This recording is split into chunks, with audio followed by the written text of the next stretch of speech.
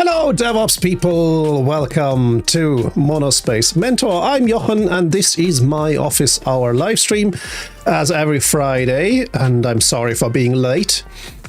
Today I'm going to do an office hour. Balthasar, good morning. How you doing? Look at Balthasar. Balthasar is the Chris Metzen of game operations. Yeah, so it's up to you to determine the program for today, because I'm only here to respond to your questions. If you have any questions around the topics of DevOps, system administration, software engineering, SRE, if you have any IT career questions or anything around that kind of topic, then this might be the ideal opportunity to ask your questions, and I'll do the best I can to answer them. And in order to get them on screen, I'd like to ask you to post your questions to qa.monospacementor.com. Check out the QA tab over there and simply enter your questions. You don't have to log in or create an account or anything. You can post anonymously, so please don't abuse it. And I'll get them on screen and see if I can help you. I'm not going to do anything more than that. So for the next hour, I'll simply lean back, have a cup of tea, and see what questions you are going to come up with. That's it. It's that easy.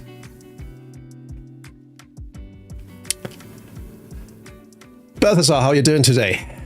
It's the final work day of the week.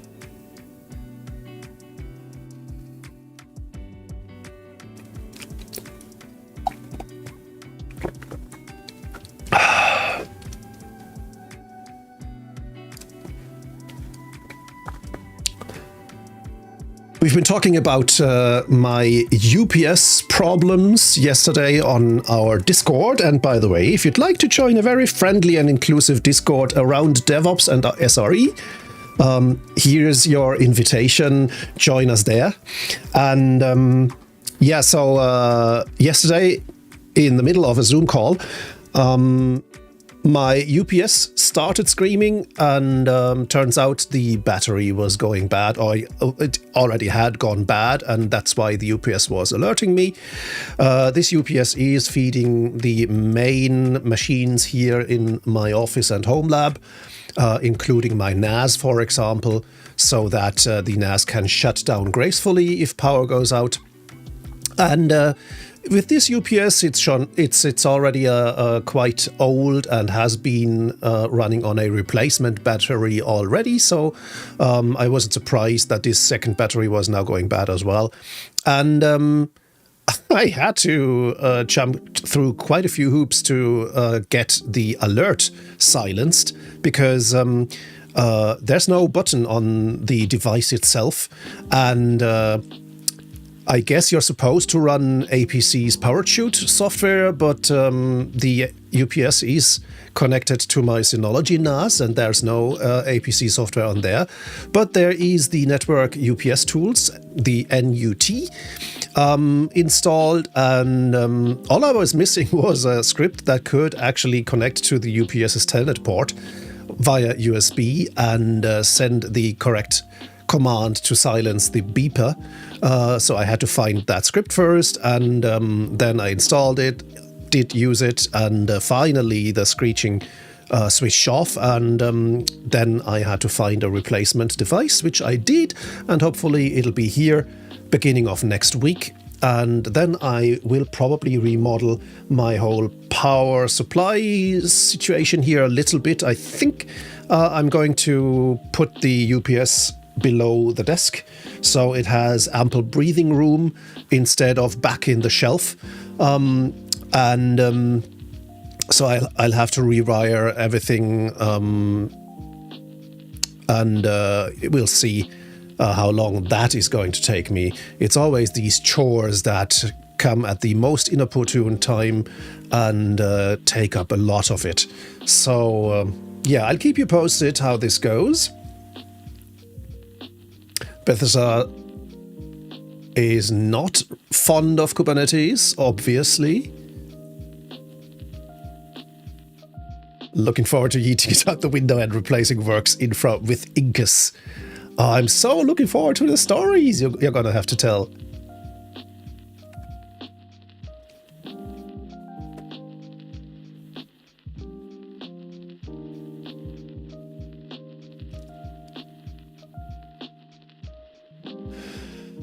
Bethesda says, I've been wanting to do more research into the big data center power supply. There's an open source power supply initiative that is interesting, but for devices that can support a range of voltages and amperatures.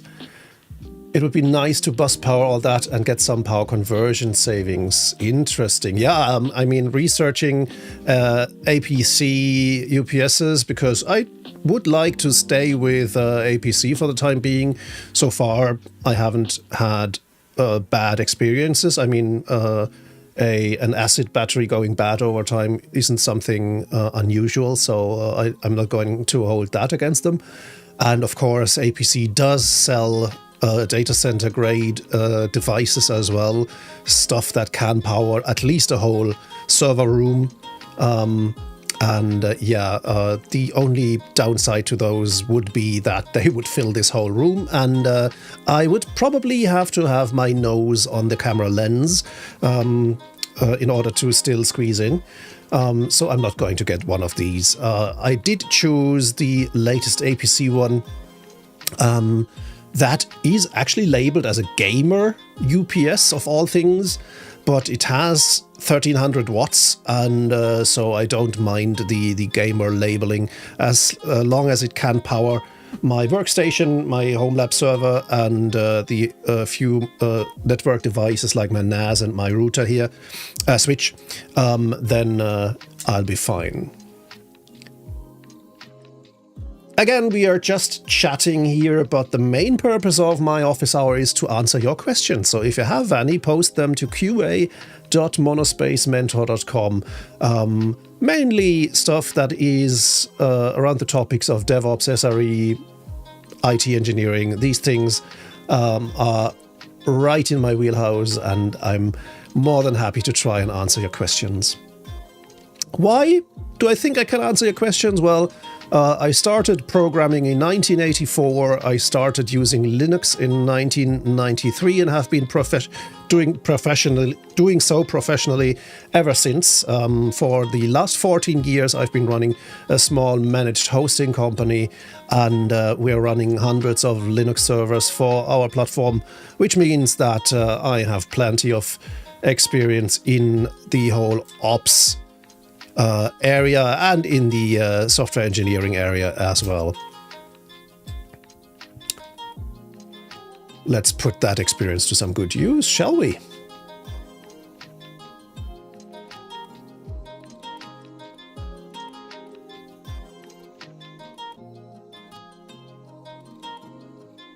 Oh, you didn't mean data center, you meant direct current. Okay. Yeah, of course, makes sense. Everything runs on direct current anyway, just at different voltages.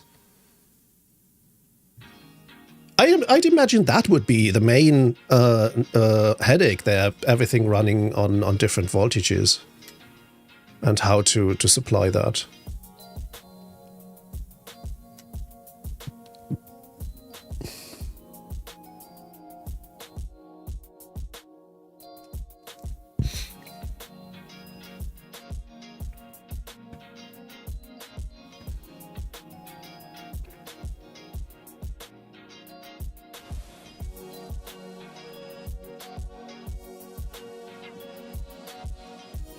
By the way, have you folks noticed the tiny VT100 terminal back there?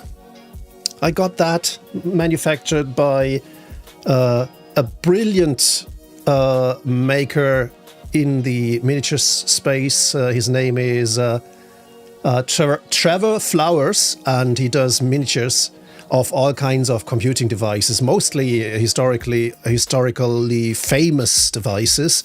And I was looking for something to complement my PyDP 11 back there, and what would fit better than a miniature VT100 terminal. And it's an actual 1:3 scale replica of the VT100, and it has a real screen built in. I just have to put in a Raspberry Pi, and then I'll have a fully working, not only terminal, but also a working computer, actually. And I'll have to show you something.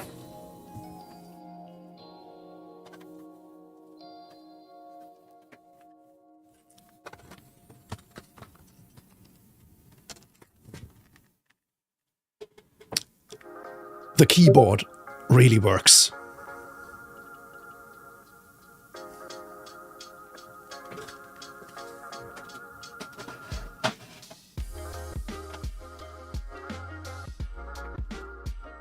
It's got a USB-A connector and a bunch of micro switches. I'm not sure if you can hear them click.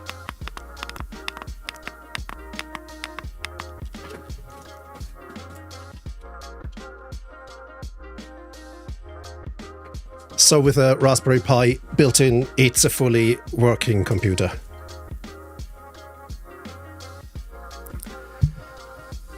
One that wasn't cheap, to be honest.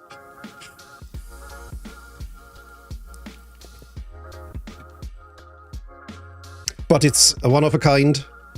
I'm not sure how many of those have ever been made. I support the first batch that Trevor made, so I guess it'll probably be less than 100 of these over the whole world.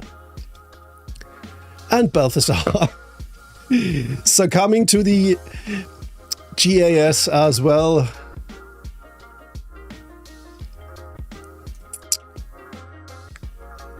That's also, of course, stuff that you can share on this channel if you're new.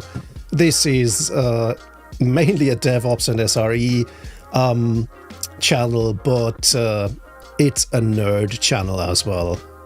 Not gonna lie. A Blue Sonar microphone. I haven't been following Blue's product line since the Yeti, so I would assume that the Sonar is their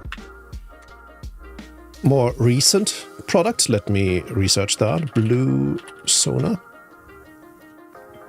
Active Dynamic XLR broadcast microphone. Oh, nice. Aha, I see. Oh, yes, they've been acquired by Logitech. Right, okay, so I guess it's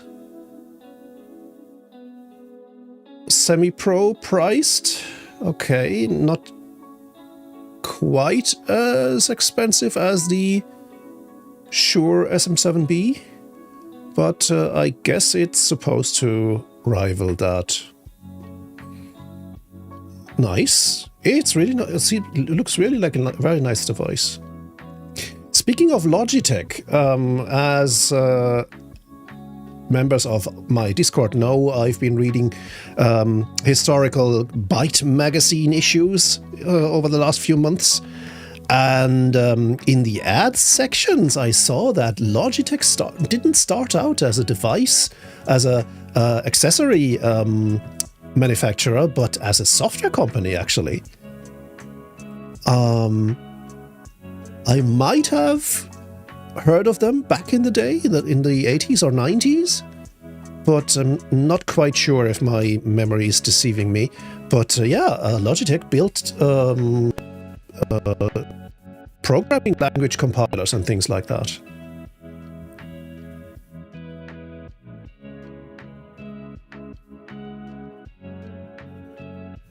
Eventually, they seem to have shed their software side of the business, and now, of course, they are focusing on add-on devices for computers.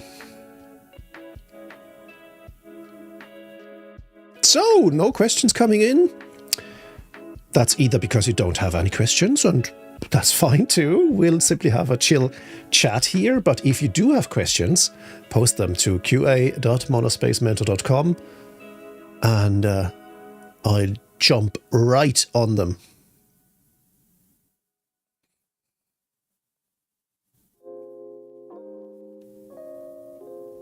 Bethesda says it wasn't so odd for companies to be in both the software and hardware game. Yeah, I guess both of these areas were still pretty new.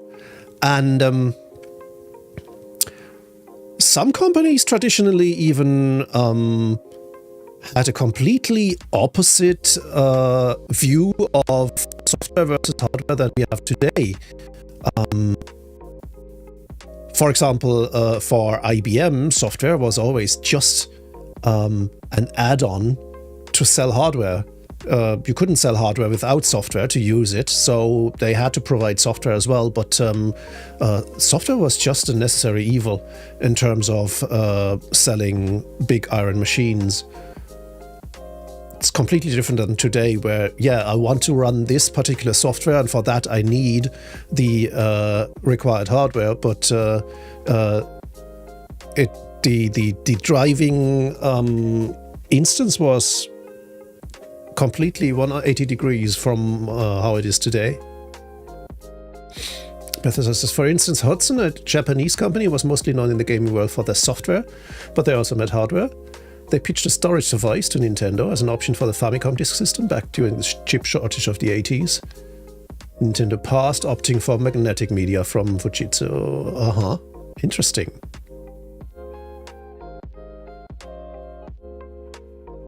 And Nintendo was no stranger to working with other hardware companies. For example, their collaboration with Silicon Graphics also is famous.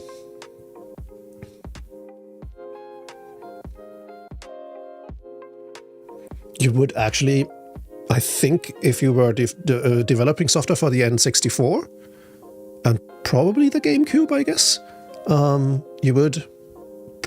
might be using an SGI Indie as your development machine.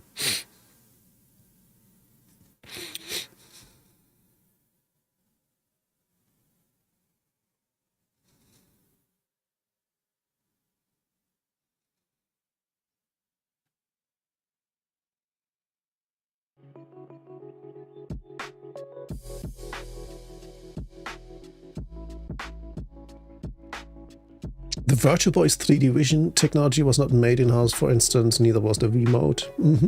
Yeah, makes sense though. And from the GameCube on, they partnered with ATI. Okay. So it must have been the N64 where they actually used SDI GPUs. Which is mind-blowing if you think about it.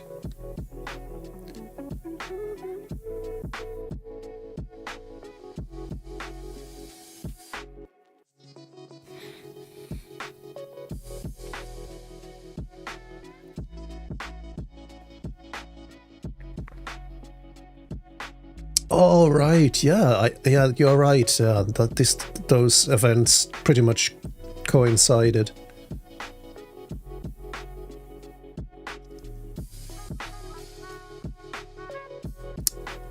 I'm more familiar with the timeline of on the SGI side of things than on the gaming and console timeline. But yeah, that makes sense. Of course, yeah. SGI lasted until, what was it, end of the 90s? After they had already switched to building high-scale Linux infrastructure instead of selling their own hardware and their own Unix operating system named IRIX. Hello, happy Friday. Do you have any questions for me? Nobody has any questions for me. And I mean DevOps questions. I can already hear you typing.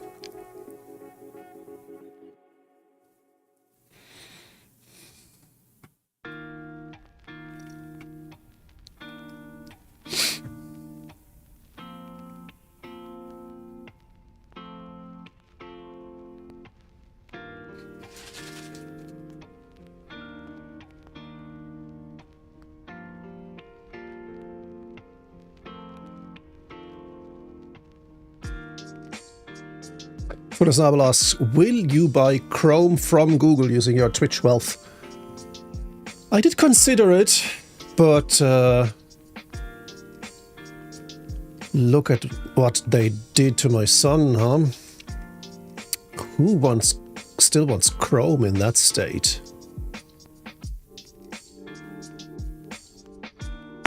Oops, I'm sorry. Take that as a lesson, people. Don't drink and microphone.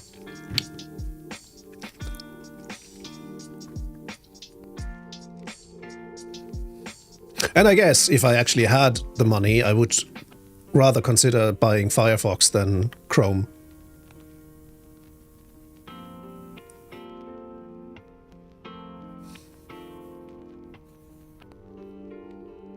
It's a stream, yeah, that's correct. We'll fix this all in post, right?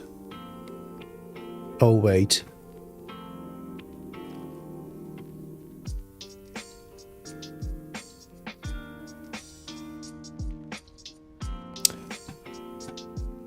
Zalamalo asking a question, not on qa.monospacementor.com, but in chat. That's fine too. What was the best way to manage stress while going through secondary schooling, if you did? To be honest, I don't think secondary schooling was too stressful for me. Stress started when I then started college. Because, of course, college alone wasn't enough. I had to also start my own business during that time, which almost cost me my degree. Yeah, so that was a really stressful time, but more for the reason that I didn't focus on school instead of, and instead I went and started businesses and didn't have any business sense, just the technical knowledge. And so that was really self-inflicted. But, of course, by now, I do know how stress feels, and I fortunately also learned how to mitigate that, and I'm happy to talk about it. But let me catch up on chat first. Will Snabel asks, in any good use cases for AI yet? Not really. And of course, we're talking about generative AI there.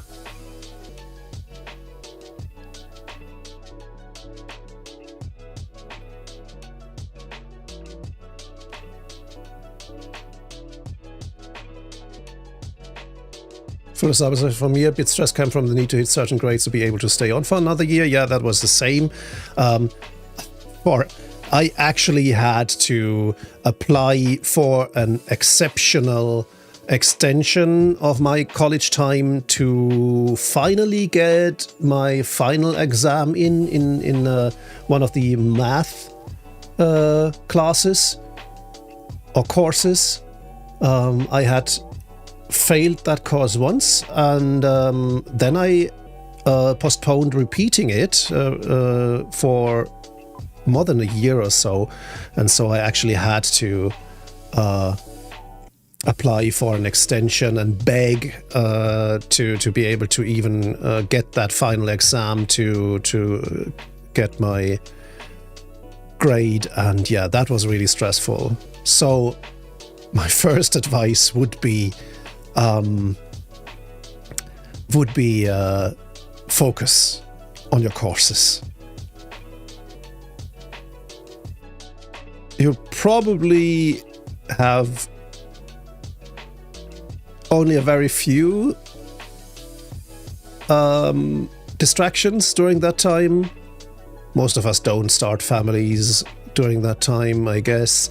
And I mean, there are always unforeseen circumstances, of course, that might actually create a lot of stress. But yeah, looking at the things that you can influence yourself, as Balthazar says, make time for your learning in general. Yeah, that is definitely something I would agree with.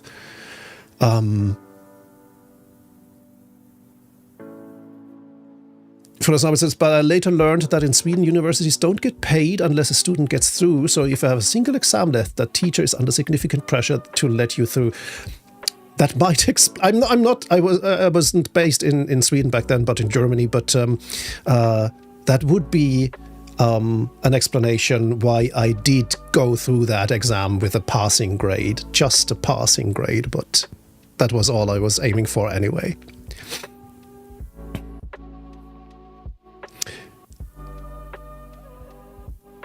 So yeah, apart from that, I mean, there's a lot of talk about burnout and these things nowadays, and they are all very related to all the stress that people experience in the workplace. And I don't see any reason not to classify school as a workplace as well. It's your current occupation. And so dealing with stress is definitely something that's important early on. And I think if you learn to deal with it early on, that'll benefit you greatly later as well, when you have your first real job and things like that. So there are a few things that come to mind here. One is, focus on your courses and your learning.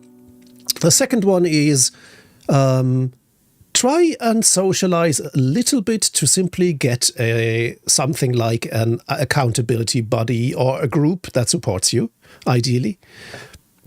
People with whom you can work, people who can help you when you're stuck with a specific topic, people who can take turns doing exam questions, things like that. I was reluctant to get together with other people, in part because I'm introvert, in part because I was too busy with other stuff. But every time I actually got together with other people to practice for exams and things like that, it was a good experience. It was really helpful to get a different view on things, to get a little bit of support, to get a little bit of accountability that you can't muster if you're doing it on your own. So that would be another advice there. Look for like-minded people who you can have fun, not only going out for pizzas, but also doing school stuff.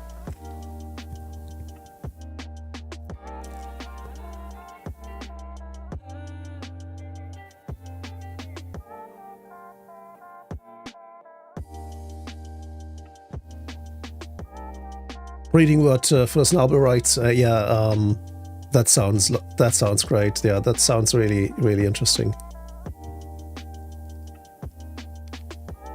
Studied much better with women because he wanted to look smart. Well, oh, sorry. Yeah. We'll pause for a little bit.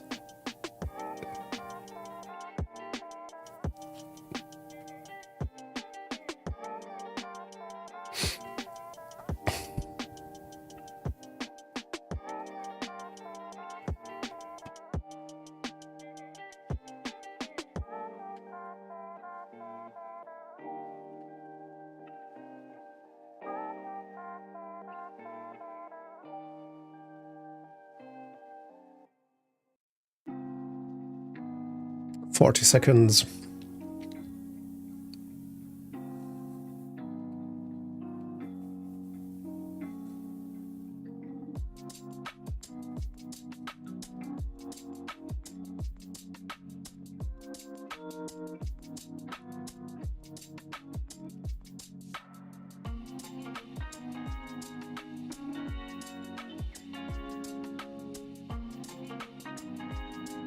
Oh, okay. My dashboard is showing me 10 more seconds of ads, but if we are back, then that's fine. Hey, going back to finding out that you work better with women because you want to impress them. And I mean, we all have our own mental tricks to trick us into being productive. And why not also use that as a trick to actually arrange exam practice with your female co-students and not only displaying more accountability that way, but also, as you said, not having as many distractions as you have with your dude friends. I think women are also known to be a little bit more diligent in this way, and so you might benefit actually from acquainting yourself with the right people, whatever floats your boat.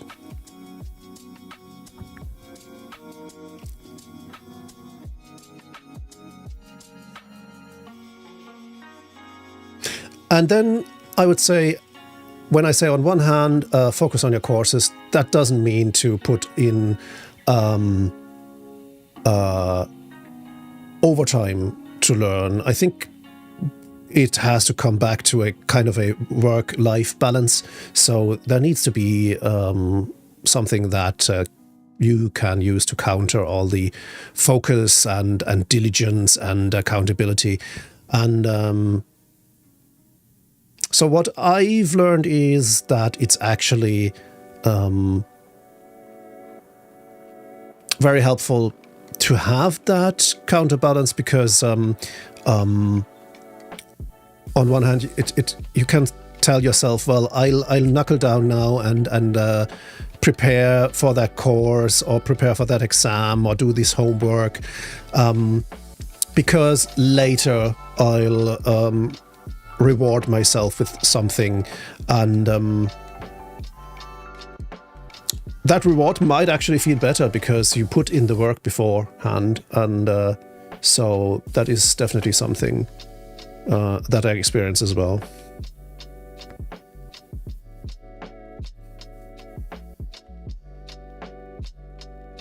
One trick that I have been practicing lately was I'm struggling a lot with keeping my fingers off candy and sweets. And when I buy a bag of crisps or a bag of gummy bears or something like that, they won't last long. I'll basically inhale them. And that, of course, didn't help me losing weight. And so I switched things up and said, okay, from now on, I'm not going to not have any candy anymore, because that's something that's really hard to do.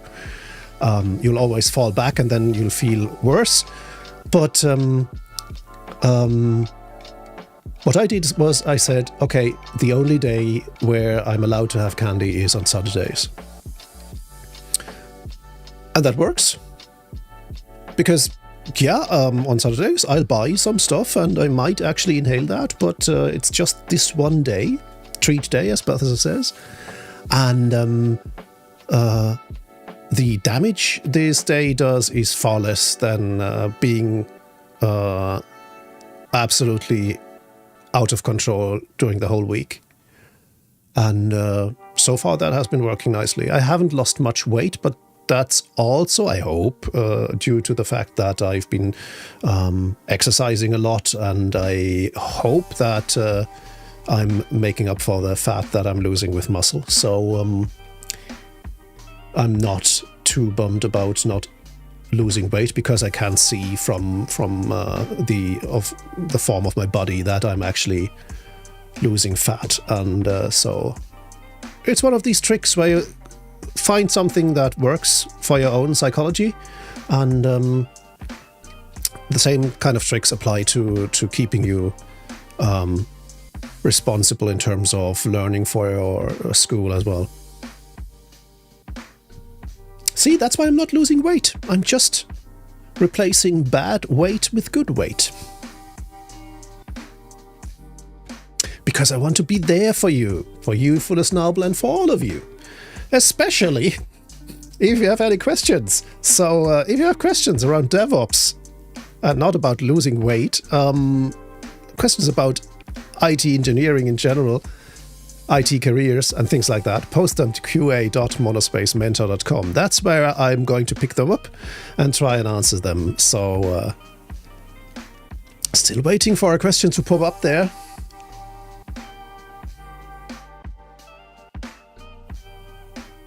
I hope it's not due to technical issues. Does the QA thing even work? Maybe I should try it myself. Is there a question I want to ask myself, but never dared?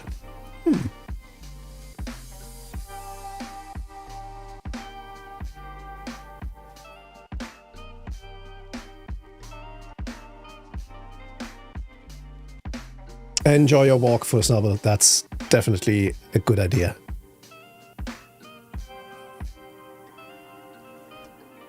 I know, right, Balthazar?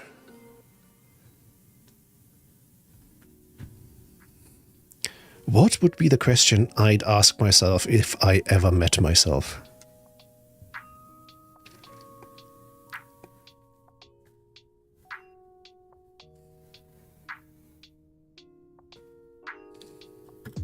You know what? I need to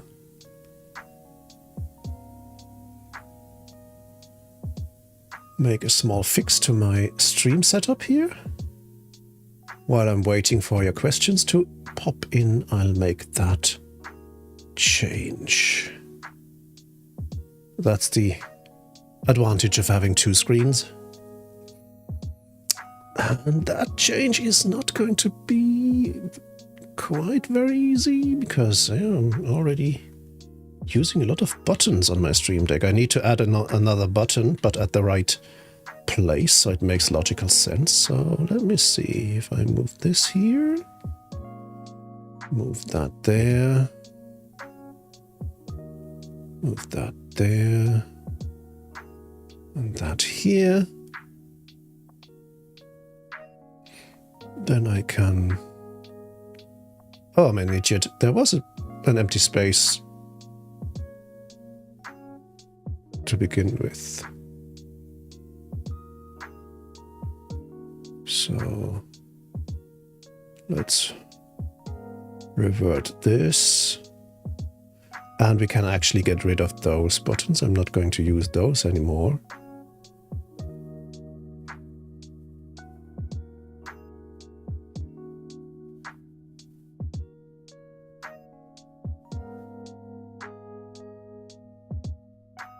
So that means I can move this one here. It's like a...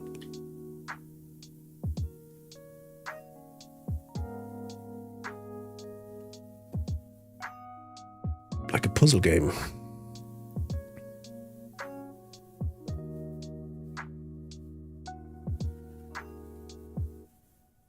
And then we'll copy this.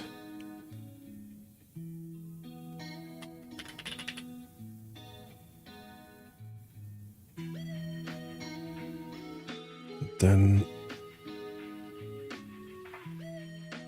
put this here.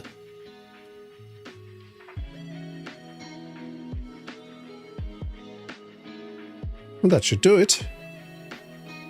Let's clean this up. Okay.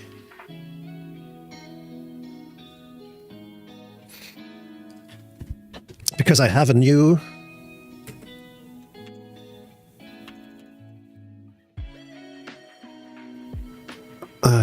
feature that I haven't used yet.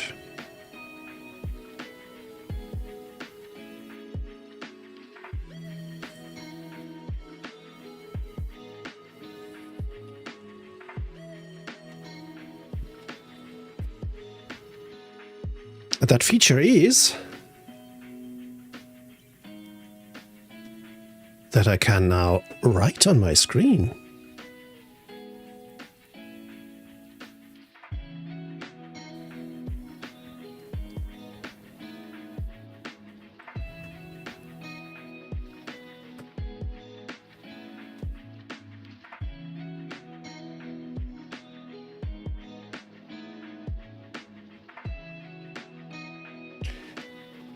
Isn't this neat?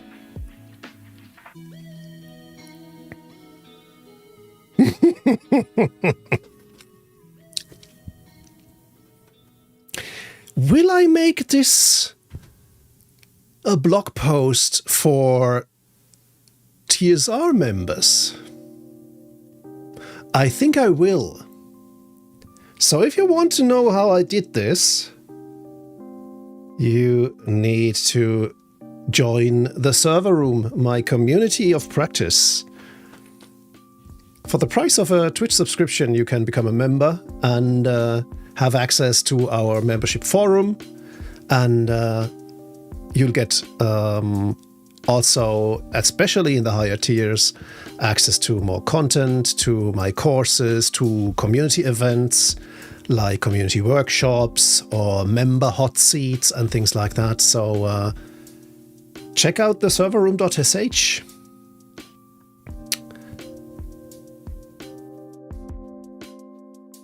We're very friendly, we're very inclusive. It's a safe space for people to ask questions, to learn. The whole purpose of the server room is to help people grow in the DevOps and SRE space.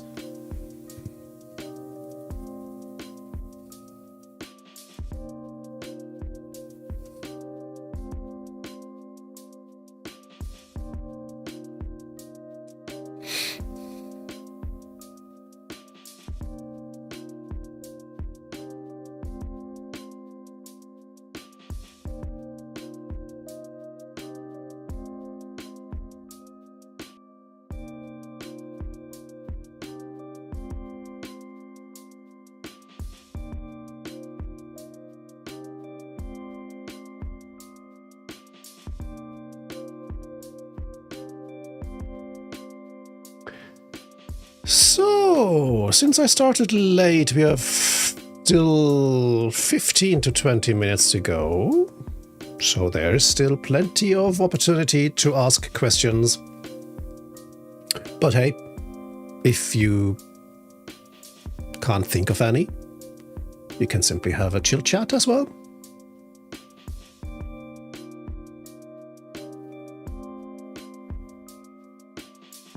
Just as a random aside, I'm so happy to see OBS showing me 1.9. Oh, now it's 2.0% CPU load. Very happy about that because, yeah, I was a little bit struggling with CPU load with running OBS on my new Wayland-based desktop. I've been using Xorg for a long time now, but Fedora 41 dropped X11 support. And at first I struggled to get OBS using my NVIDIA card. Instead it used the CPU and completely maxed it out and didn't really work. So I'm happy to see that the OBS Flatpak runs nicely on my machine.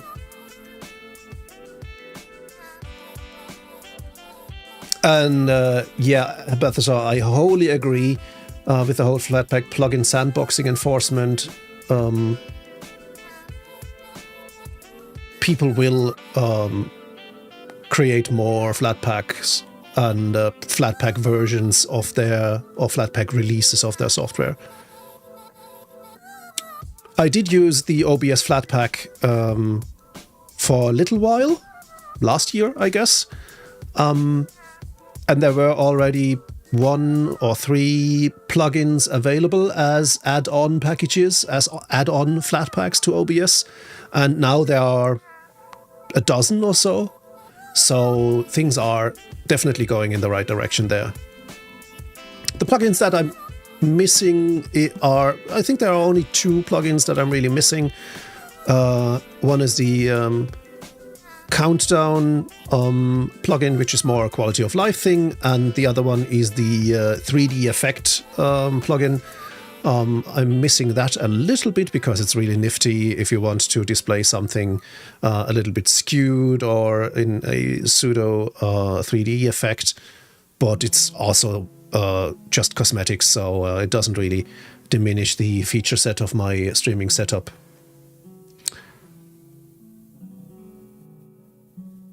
Bethesda asks who makes the 3D effect plugin. It's, I guess, our #1 plugin author, Exceldro.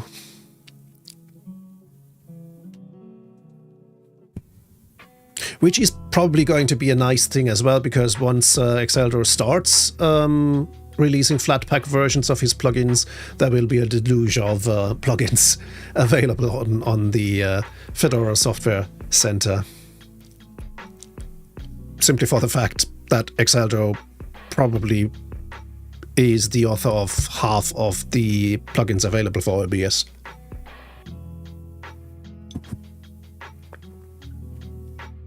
I didn't actually check. That might actually be the case, so that means the barrier to new plugins seeing the light of FlatUp is even more imminent, I guess.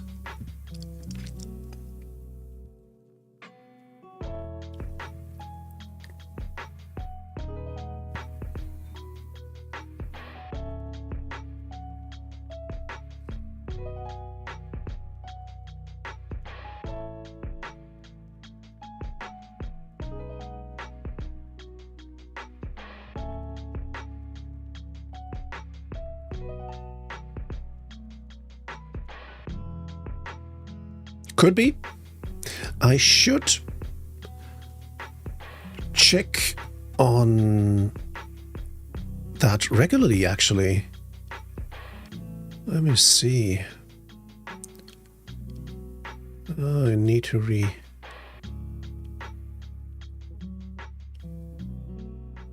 redo my... Come on now. There we go. Let's see. OBS. Yeah, I should check the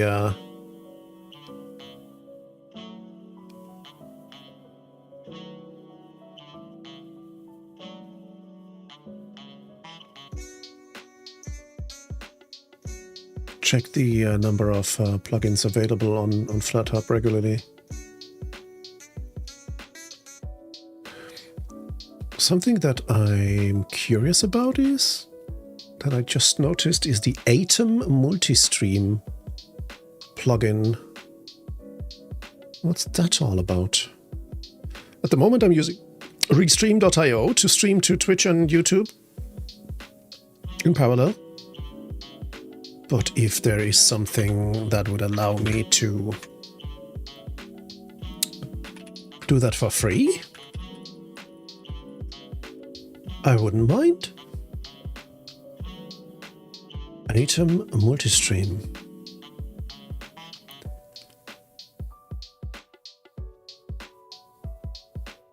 Atom Multistream allows you to stream everywhere from a single instance of OBS.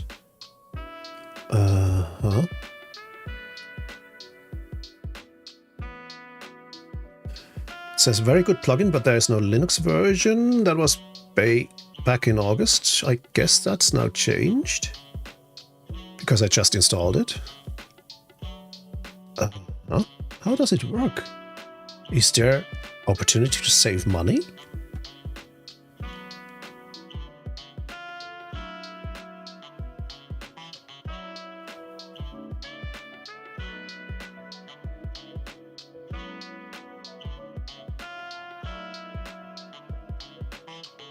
Multistream docs. What is Multistream? Atom Multistream is a free OBS plugin that allows you to send your OBS output to multiple destinations. It also enables you to have completely separate quality streams to those destinations. I guess it'll cost me double the bandwidth because it directly streams to all the destinations from my machine, but that's not a problem. I should have enough upstream bandwidth for that.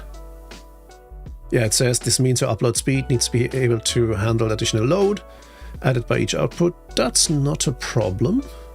And there is a cloud relay service, which is probably not free though. So why would I use Atom Multistream over cloud relay service? Many reasons. With Atom Multistream lets you stream to any and as many platforms as you like with no limits, no hidden fees. But overt fees, right?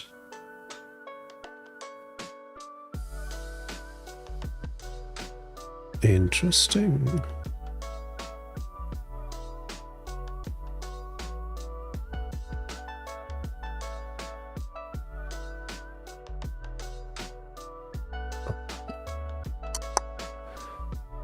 Interesting.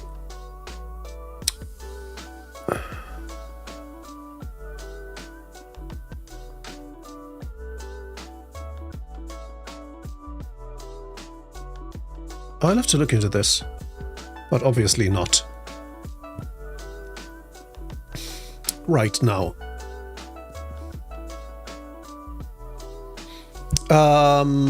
Balthasar, what is the DSK plugin you've mentioned? I could run a restreamer on my own iron. Yeah, I could. Actually, there is a nifty little project. I think it's by Twitch streamer Wimpy's World. Acceler's downstream Kia. Okay. Yeah, that's one of the effects things that I haven't taken advantage of yet. Not doing much with keying in general. Yeah, there's a nifty little script that does the RTMP relay. I think it's just a Python script that takes an RTMP streams and forks it to several destinations, so I could easily run that myself. But if there's something a little bit more polished, which doesn't require maintenance by myself, I'm all for it.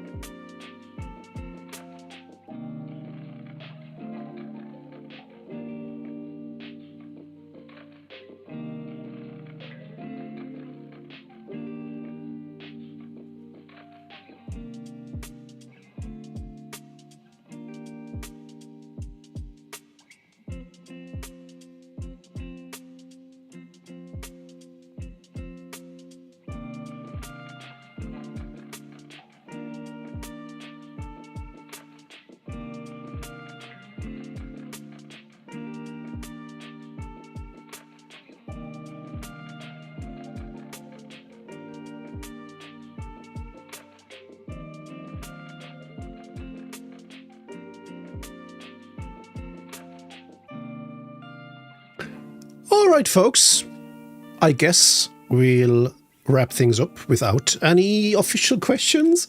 That's not a problem. It was nice to hang anyway.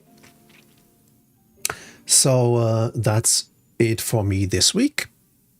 I'll be back next week. My regularly scheduled streams are going to be Tuesday, Thursday and Friday at 1 PM UTC. If nothing else gets in the way, that's when you're going to catch me. And you can also follow me on the socials. Do I have a button for that? Not yet. I guess we can always use the social command, I guess. Yeah, you can follow me on Mastodon. I'll have to add my Blue Sky account there as well. That's something I'll take as homework. And yeah, so thanks for hanging. I hope you had fun. I definitely did. And until next week, have a great weekend and take care.